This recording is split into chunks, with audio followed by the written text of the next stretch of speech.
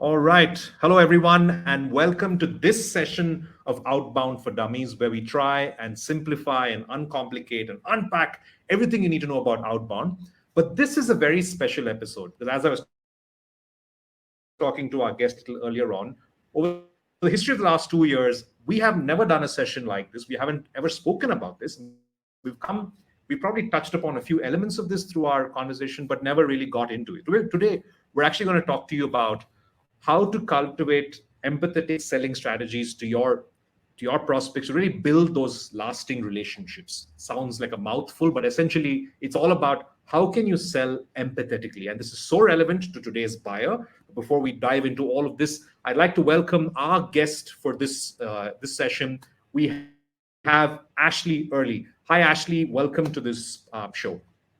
Hello, thank you so much for having me. I think it's gonna be a spicy episode.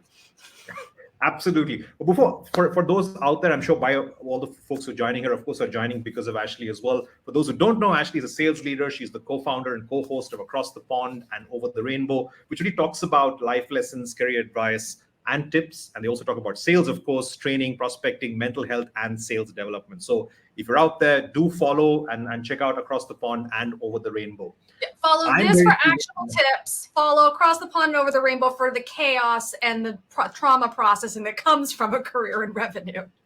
Awesome. And I think all of us have got some level of that we've got to deal with as well. In today's climate and in how difficult it's now becoming for a seller to actually sell, let's get into this. I'm very curious. I personally want to learn a lot about this as well. But before we begin, just to start off, Ashleigh, how would you define empathetic selling? What is really empathetic selling today? Empathetic selling really is selling from a position of making an effort to be blunt, walk a mile in your clients, your prospects' shoes. So it's approaching everything from the perspective first of what are they thinking, what are they feeling, and how can I help them in their journey, versus coming at it from a perspective of how do I get them to do what I want. So the first question isn't how do I get next steps? It's what are they dealing with? What's going on in their life? Because you can't get next steps until you understand that. So it's really about taking a step back, taking yourself out of the equation, and just really focusing on what's happening for your prospects, for your clients, before you move on into the classic sales motions we're all overly trained on. Now that's awesome and that's ideal. But I think today a lot of us as sellers are kind of wired into, hey, this is something that I've got to sell to, and this is what I'm trying to sell. Everyone's come with a ready-made script or template or you name it. They're coming in and saying, okay, here is everything about me, while it should be about you. How does one sort of really remove oneself from this whole, this is what I've got to sell in this amount of time, how can I do it, et cetera, et cetera? Is there any real life kind of scenario or example that you could sort of break us down and tell us, like, how do you just want to put yourself out of this and really get into the problem? Honestly, the biggest thing that helped me get my own sales practice really into a better place, I didn't realize it was empathy that I was curating at the time, but in hindsight, I'm like, oh, that's where this started. It started with questions and asking better questions earlier. So, for example, the way most of us, if I say we, depending on the age of your audience and when you got into sales, you were probably trained that you pick up the phone, you say, hey, this is Ashleigh with ABC Co. Let me tell you about what we do. And you do an elevator pitch. Then you ask questions. The problem is human nature is everybody loves to buy, but nobody likes to be sold to. The moment prospects hear that elevator pitch, they shut off. Someone's selling to me. I don't want it. Even if they actually want it, they will not hear it. Their brain stops listening because we're all sick and tired of it. So for me, it started with questions and asking better questions. And then when it came into prospecting and discovery and everything like that, now everything starts with questions. So it's what's going on? What are you dealing with? Are you having this problem? And then based off those two questions, I'm now tailoring my pitch to their specific environment in a way that's does this make sense versus let me tell you about what I can do for you. So it's flipping it that way. So like the first thing you can do in your sales motion is make sure that every interaction with your clients starts with a question. That's it. And not a would you like to buy question, hey, hey, the last time we spoke, you mentioned X. I didn't get a chance to ask you more about that. Can you tell me more what you meant? Or has that changed? Is this still the case? Yeah, I'd love to dive a little bit deeper into that. Just start by understanding what's going on in their world. And then kind of level 2, I think, is as sellers, we get so excited the moment we identify a pain that we're like, oh, you overran your budget. I can help. What we need to do is understand, okay, what's the cost of overrunning the budget? Is this person's job at risk? Are they having to lay someone off? Are they having to cut some other tools? How big of a pain is this? Or is it not a pain? I've worked at companies that regularly overran budgets and nobody got in trouble because magic fancy VC money, basically, which is its own issue. But as a seller, I would hear overrun budget, think, woo, I can help, and not go that level or 2 deeper to really understand what the impact of that is, and to then build that into the process. So it starts with questions, then it's asking more questions to really understand their answers. Kind of, that's how it started. I love this. Yeah. I love the approach. Start with the question, probe further about the real pain. And I think a lot of the times I'm also being guilty of this, is the fact that when you hear something from the prospect, you're already coming up with solutions and you're just waiting to sort of tell them, hey, here's what you can do, instead of like actually going and probing further, getting the real pain, because only then when you sort of draw in your value or what you're trying to offer might actually stick. Otherwise, it's just like dropping a solution before the thing. Awesome. It's, you know what it is? It's we all do this. We all have friends, right, in our personal life. And it's the sort of thing where like you're out with your friends, you're going to dinner, you're at a bar, whatever, and you mention to your friend that you've gained 2 pounds or something like that. Something not bad, but not terrible has happened in your life. Oh, my dog's been vomiting a lot lately. Oh, my husband's doing this, that's annoying. Oh, my boss is doing this, that's annoying. Right?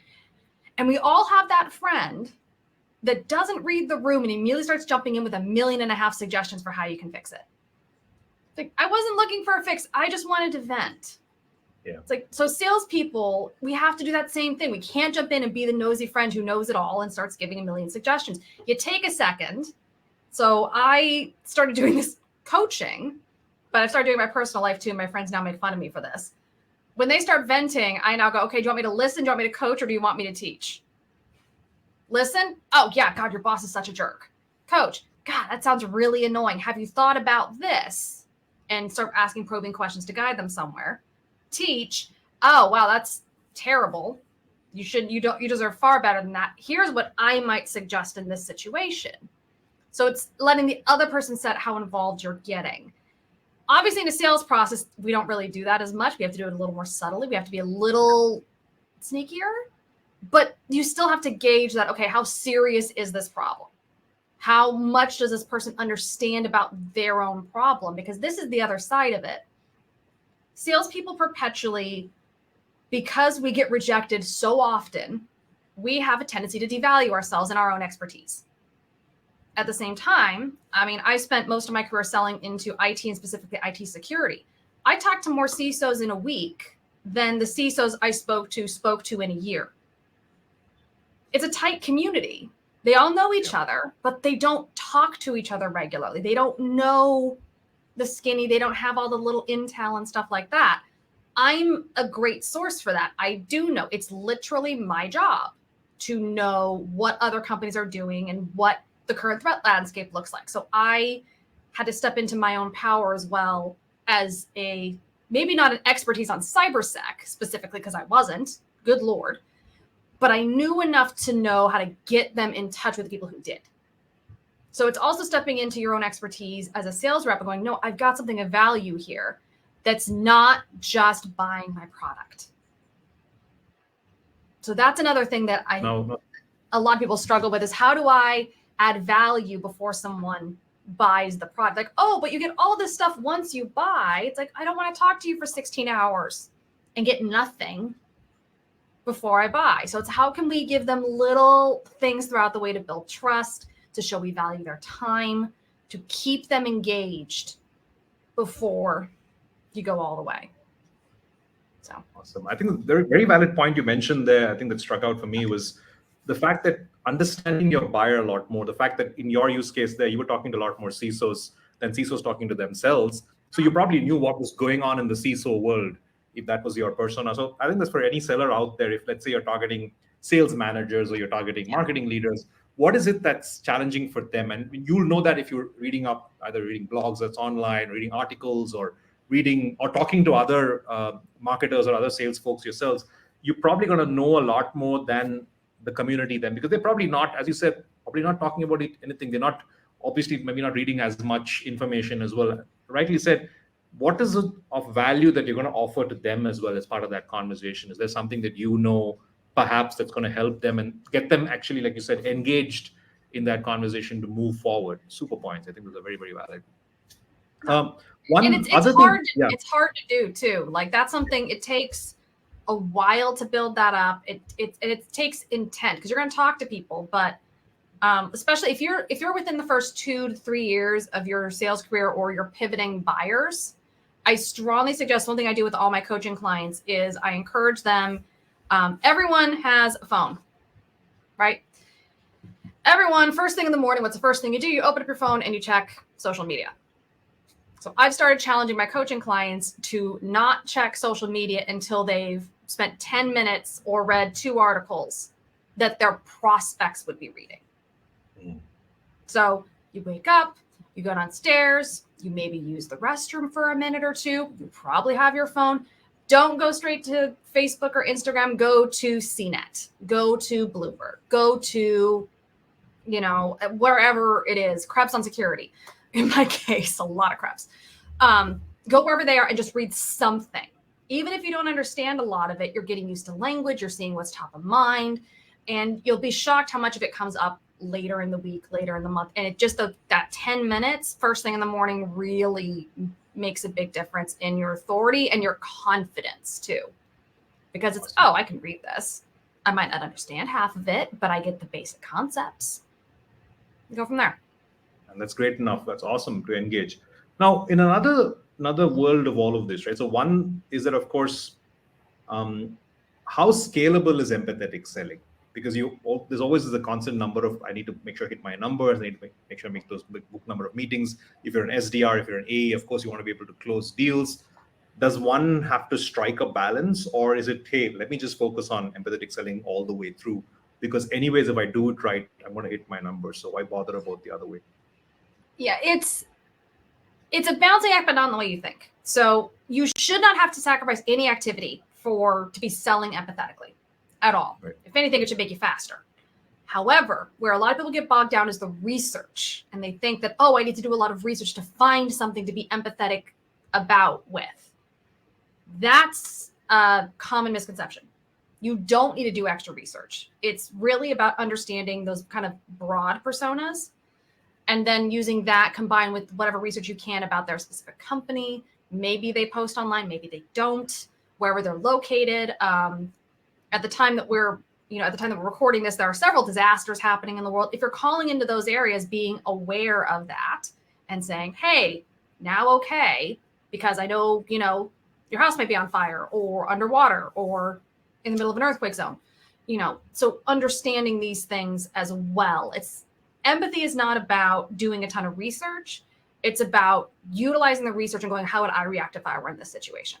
And then creating questions out of that. So it should not add any time. It might add a little bit to start with because you have to get up to speed. But if you're doing like that 10-minute a day trick, 2-3 weeks, you're going to feel very familiar with your people. And they should feel like your people. Like that's one of the things that you're doing this right is when you're doing this right, when you talk to these personas, you should feel like, I don't know this person. I'm not assuming anything. I'm not stereotyping, but I understand what their day-to-day looks like in broad strokes. So I can empathize with, so how many false alerts you had today? Yeah. Oh, just a few. Oh, good. Sounds like you've got your things dialed in. That's fantastic. See, but now starting with an empathetic question. Okay, everyone's going to deal with false alerts, but I'm asking it in a fun way that shows I understand them. And then we're diving into more things in the sales process. So that's kind of once you get comfortable with that, it makes you faster because then it's, title, role, company, Google the company. I know what the company does. I see this person really quick. I'm ready to dial in 30 seconds. Where before it's like, oh, I need to find a hook, a reason to talk to them. Something like that. That might take me 3 minutes. So awesome. How, I mean, even in the context of empathetic selling, I think one point you mentioned is when I think you start with the question and you further probe down to understanding their pain and getting down to the real pain. How important is active listening here? I mean, not just what they're saying, but things that they're not really saying. How important is that? How can one really develop one skill there?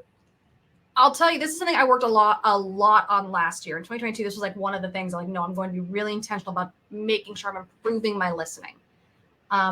One, because I got caught multiple times talking over people in ways that were not healthy. Luckily, it was never bad. It was just a coaching thing where someone's like, hey, do you realize you talked over them like 5 times in that call? Listen back. Yes, I did. Okay, got it. Problem, need to fix this. What it came down to for me is listening is so important. I genuinely changed how I take notes. So one, I'm hardcore, I'm old school. I physically write it down. It's my thing.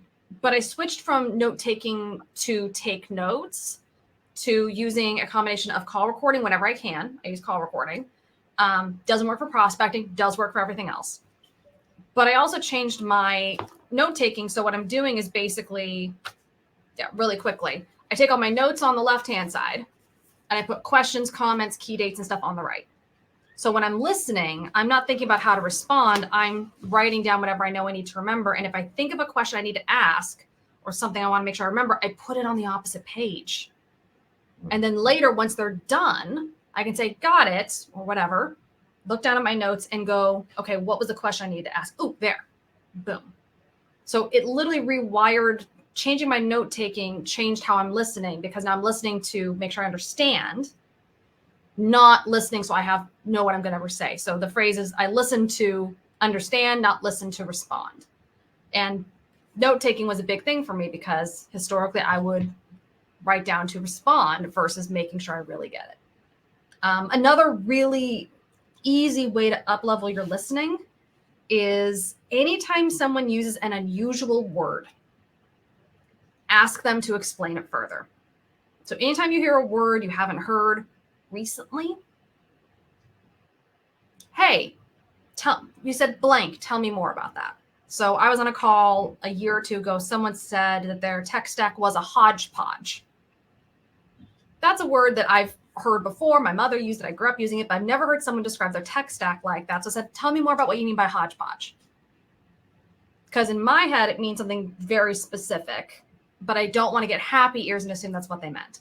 So anytime you hear an unusual word, that's a really easy point. Just get them to clarify it. Make sure you're kind of understanding. So that's an easy way to go deep without having to think too hard about it.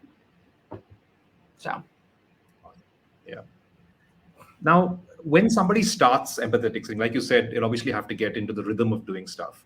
Where do you think people always falter, or what's that common challenge that you've seen folks deal with? Of course, one, like you mentioned, sometimes we're not actively listening and we're sort of interrupting conversations, could be a very clear one. But just like that, are there other things people easily fall into the trap of, like, hey, I'm just doing this? What's the most common things that you've seen?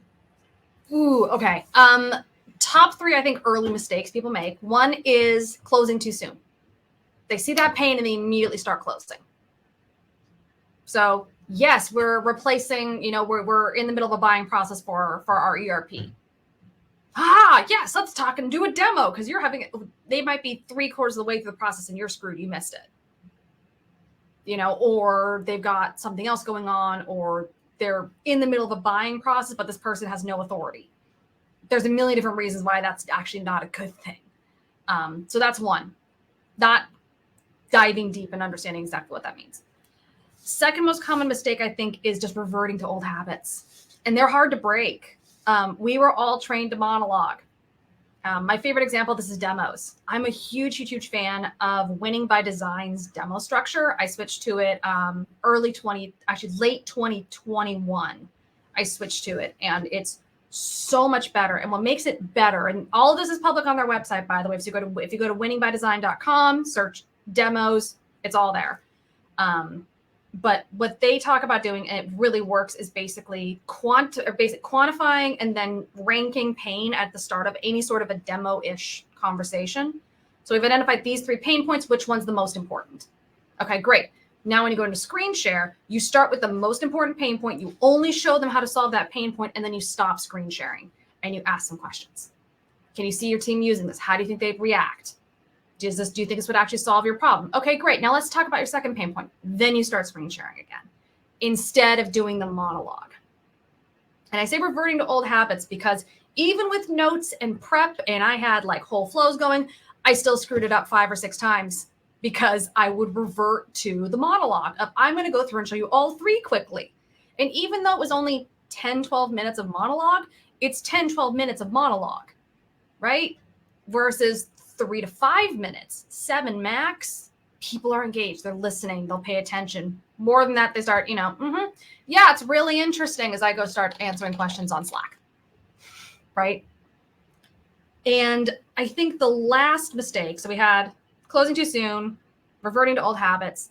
The last really common mistake I see, you actually hit on it already. It's that not changing and up-leveling those listening skills. You can do all the research in the world, but you're going to miss the cues. You're going to miss the opportunities to show the work that you've done. So a lot of times that's kind of a 3-6 months in thing. They'll be like, okay, it's working. I'm doing really well. But then I'll be listening to calls and I'm like, you spent 30 seconds thinking of that line, didn't you? You missed the last 10 seconds of what they said because they missed a huge opening. And they're like, oh, yeah, I totally didn't hear that at all. Because you were listening to things, because you heard them say this and you thought of this cute little comeback you were going to say, and you stopped listening to the last little bit of what they said. So that listening, constantly forcing yourself. And it says forcing like it's hard, and it is, but it gets easier with time as long as you're constantly doing those checks. Awesome. I think personally, I love the idea of emotional selling. Empathetic selling, not emotional selling, empathetic selling. It's honestly, they're pretty similar, so it's fine. In fact, one of my questions was going to be around how important is emotional intelligence in regards to empathetic selling. The fact that does one need to have a better emotional intelligence on board for them to really be able to empathize with a potential buyer? Is that important at all, or? Yes and no. I'll say this. One of the best empathetic sellers that I would say one of the most deeply empathetic people I've ever worked with. They're not open about this, so I can't use their name. I recently found out that they're autistic, severely. And so that empathy that I was feeling was not actual empathy. And they showed me their scripts and everything they did.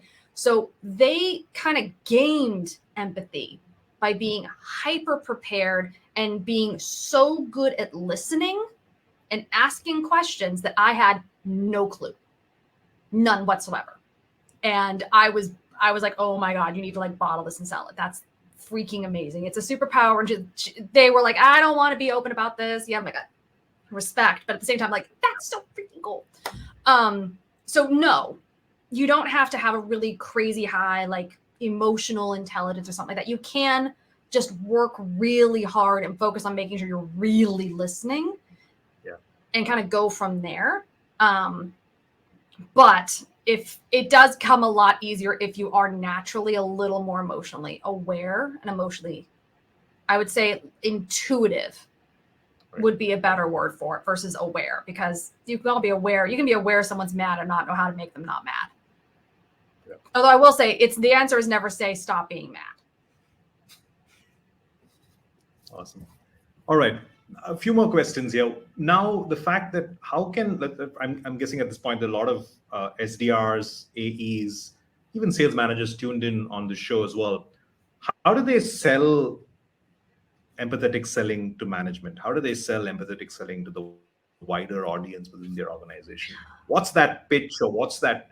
Of course, I mean, the obvious one is you are going to get much more revenue and all of that, but is there a way they can sell? Because we don't know who are going to be attending this, at different levels of folks attending this. They probably already bought into the idea. How can they sell this inside? Honestly, I rarely do trainings just on empathetic selling. When I'm doing trainings, it's empathetic selling woven into other topics. So I'm not going in and being like, hi, buy 6 classes on emotional selling. It's Hi, let's talk about some data-driven methods to drive higher results. Oh, by the way, one of the concepts is how to build empathetic settings into the system. So that's really the thing. It's kind of, it's very similar to, I know there's probably a lot of parents out there. We're mixing the medicine into the juice in the morning. They know they need the juice. They like the juice. They don't need to know there's cough syrup in there. They just know it's sweeter than normal. So we're mixing it in with the stuff that we know is happening anyway. But I would also say a lot of this also comes down to where you work and choosing who you work for. So I now, as a sales leader, and as someone who works with a lot of sales leaders, I will not work with sales leaders who are not comfortable having these conversations. If they don't want their sellers to be empathetic, you're not getting email training. If I'm having a conversation with you and I mentioned this is a key underpinning of the topic, and you're like, oh, well, they don't really need any of that. I'm like, well, then you don't need the training. I can recommend these other sellers who have other stuff or these other trainers, these other methodologies that might be a better fit for you. So there's also a bit of, if your leadership is deeply uncomfortable with talking about empathy, is uncomfortable or actively against talking about these soft skills, then I would say as a seller, that's a red flag. That tells me this company is focused exclusively on the bottom line. They don't really care how they get there, which means they're not necessarily going to do the right thing by the customer. And they're certainly not going to do the right thing by you as a seller. Because while we're being empathetic to customers, the companies have to be empathetic to us as humans. Yep.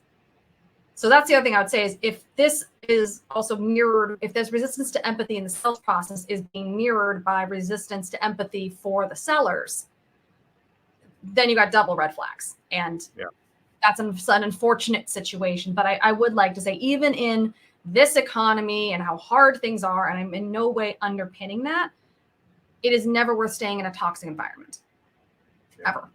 So if you're on this and you're in that environment, you're in that place, please seriously reach out, hit me up on LinkedIn.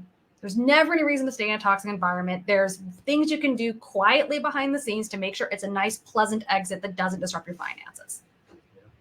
Hit us up. We'll be fine. No reason to stay in a toxic environment. And I say this as someone who did it repeatedly for way too many years.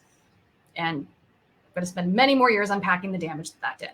So, and part of it was working for companies that valued results over everything else, which is ridiculous because our top performers were the ones that displayed the most empathy. They could build relationships on nothing. But no, let's have our top seller make 20 more dials a day because heaven forbid, that could mean they could get 2 more meetings. That's not how it, diminishing returns, people. But that's a whole different conversation. Brilliant advice. Probably we need a separate, the whole hour to discuss that. Couple more questions to go before we finish. How important is technology here in regards to empathetic selling? What kind of technology must one think about when one's trying to sell empathetically? Where does it fit in? Does it even fit in the larger context? Yeah. It does, but it comes into play when it comes to working smarter, not harder. So for example, we talked earlier about research and stuff like that, not getting bogged down in too much research. So you can use tools to accelerate that research. You can use tools to accelerate the time it takes to write a personalized email. One of the things I see a lot of companies struggle with, especially when they're rolling out like a sales engagement solution, is they think, oh, great, now our sellers can do 500 emails a day. It's like, no, that's no shade marketing's job. And they're driving a very different result than I am. I'm trying to build relationships that I can then turn into sales. They're trying to get people to engage. They can talk to me, and then I do engagement that turns into sales. 500 emails a day doesn't do it because then everyone's getting exactly the same message. It's not personalized. It's not barely even templated. And it's going to go wrong. What sales engagement platforms get really powerful is when they're automating the parts of an SDR or an AE's job that don't require a lot of brain power, but do take a lot of time. Updating the CRM, having a starting place for an email, taking the brain power out of what should I be doing next? What's the next best thing for me to be doing? Taking all that brain power so they can focus all their brain power on, this person's in this title, they're at this company. I heard this really cool article the other day or this podcast. I'm going to go pull that up really quick and plug it in. That's how technology can help. It's by taking all the busy work out. It's also why I don't get flustered at all. People are like, oh, ChatGPT is coming for the SDRs. Trust me, I'm spending like 15 hours a week in it right now. No, it ain't. Not at all. because it can't do the human relationships. And even when I'm using it to generate scripts and emails, which, by the way, it can be really good at, you have to learn how to tune it, but it can be great. But even then, it's giving me the starting point. So it's giving me a starting framework, and then I can tweak it in 30 seconds instead of it taking me 10 minutes to write.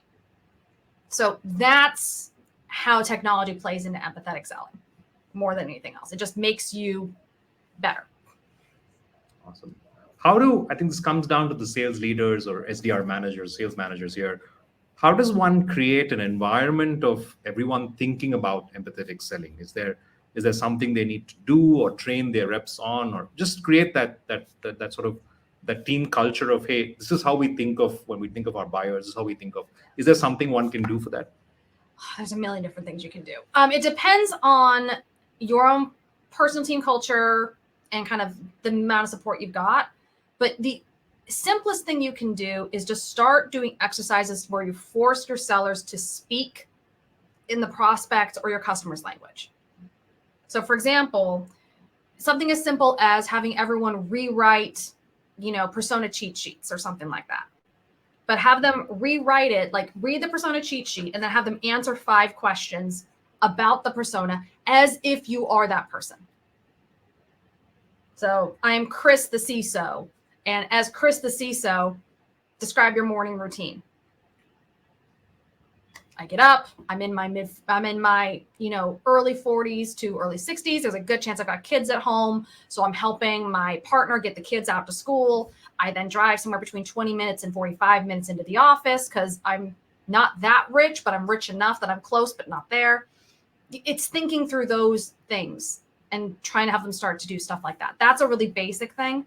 The second step is to make sure that all of your documentation is written customer centrically. Not here's how we help, but our customers get this from us. Our customers love us because of this. So starting to then change the language of your own training materials to just basically do this innately. And then it doesn't feel like a big lift. And then kind of going from there.